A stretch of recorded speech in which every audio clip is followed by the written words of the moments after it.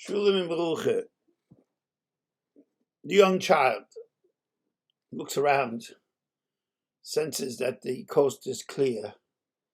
So he crosses the busy street and wends his way to the local shtibel where the Shabbos tefillahs are about to begin. Various members of the community smile at this youngster and watch as he takes siddur in hand. Who would have thought, who would have believed that Jack Greenspan's kid would be from? The year is 1959. And it was a great rarity when young boys would turn away from the secular world and sought to find their Torah heritage. The child was definitely not of his times. His parents were well-known high society figures who had long left the pathways of the Torah Kadosh. And somehow this neshamala realized the hunger in his heart, and he felt the need to be involved with the Torah. And he was all of 13 years of age, and he wasn't interested in all the tchotchkes and all the gizmos of the time.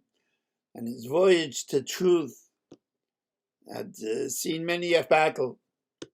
He was called Sam, but although at the bris he was given the name Shmuel, and when his parents heard that Shmuel was the name that he preferred to use, they realized that this Jewish thing was more than a fad.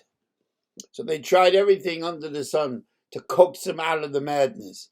Money, exotic trips, threats, and yet the lad stood firm.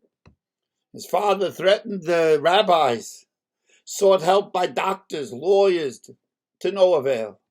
Sam was going to be Shmuel, no matter what. So at one time, the parents had little Sam pursued by private detectives on a Shabbos morning. They wanted to find out which cult the boy was embracing. So that's why our little hero was wary about going to shul and who was following him. They had already had an experience. He had stopped by someone once with a black hat on a Shabbos morning asking directions to the nearest shtibel. And in his naivety, our little hero, told the kindly questioner that I'm going to that shtibel. Come, I'll show you the way. So later it transpired that the black-hatted fellow was a detective. And soon that shtibel was added to the no-go areas of that child's life. And Shmuel was, after all, 14 years of age at this time. And the parents in those days had a very big say in such matters. So we have to ask where and why Shmuel wanted to become different than the entire environment. And that's a long story. I don't even think Shmuel himself knows where it started or believed to know and understand all the wheres and wherefores. The point is, he had the rotzen, the will to persevere, and was willing to march forward no matter what kind of obstacles were laid in his path. At that time, he was just beginning to learn, and every time he had a Jewish book he could lay his hands on, he would grab it. And so late at night, he would study Kitzur Shulchan Aruch in English by a small torch that he held next to his bed, making certain that no one found out. Shmuel is now Rav Shmuel, and he's a credit to the whole of Klal Yisrael. Sweet story. But it's not a one-off, Baruch Hashem. There were and are others like our little Shmuel, who defied the zeitgeist of the times and strike out on unique and sometimes perilous paths towards the Torah. Our Mishna, we're in Perek, the fourth Perek, 9th Mishna, that says, Rabbi Yonasan said, whoever fulfills the Torah despite poverty will ultimately fulfill it in wealth.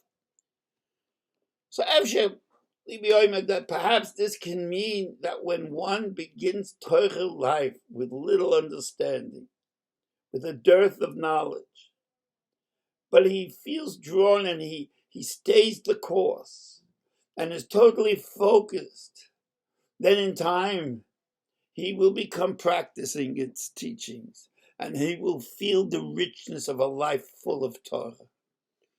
In our day and age, we see many who are becoming closer to Torah and its ideals. Vast communities come together, forge new links, new generations. But of course, we all know tragically that there are others who are born to a Torah atmosphere, born into a family that teaches and lives Torah. But these kids, some of them are slipping away. Now, it could be that this wealth of Torah mitzvahs have a problem in that there is a sense of apathy that has set in. It all comes so easy today. Sometimes the young don't become engaged spiritually, and we've spoken about this from the PSS now. They're not spiritually engaged in the Yiddishkeit. It's a lifestyle. This is what we do. And we enjoy elaborate holidays and materialistic comforts and glat kosher hakshayrim. We have Hasidic music concerts. All this and more. And we feel that with so much Torah, nothing can go amiss.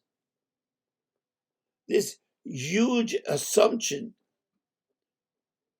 is sometimes a tremendous mistake.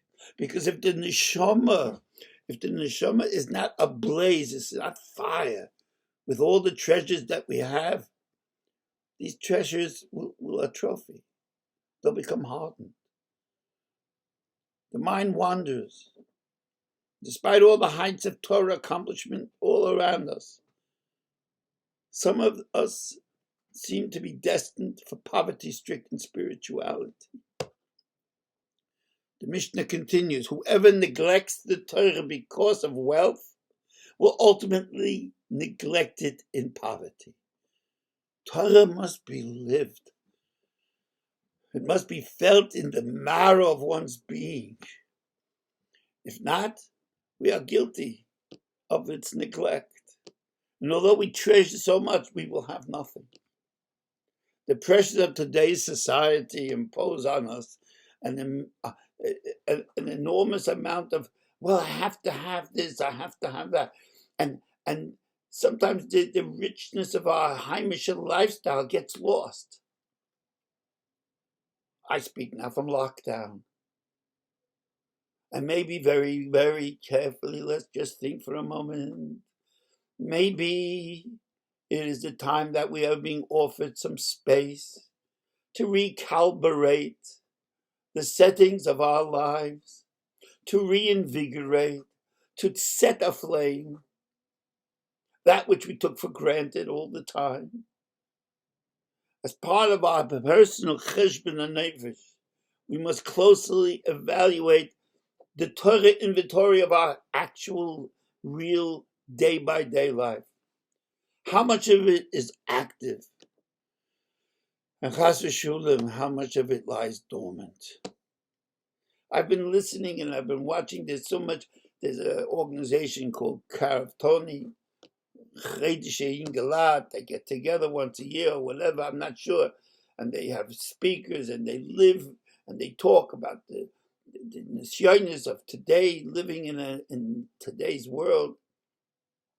And there was one particular younger man, they were talking about Shabbos in lockdown. He says, finally we sing, finally there's something going on, there's a togetherness, and it's become a spark of ignition of real life. Let us not make this a cause for extinguishing the flame. The Heilige Aish Kodesh, the PSS Rebbe, speaks about this in his Chovis HaTalmidim. And as we approach Shavuos, After, I'm just thinking perhaps we could learn some shiurim on the Chayvus HaTalmidim. Maybe after Shavuos we'll start a weekly discussion on Chayvus HaTalmidim. Let me know what you think. You could send an email to our site or whatever. I'm just putting it out there. The Rebbe had so much to say to our situation. It's just the first chapter. Our young learn from us. We must reignite that flame for them. Psiris Teures mit Yeshiyas and Refias.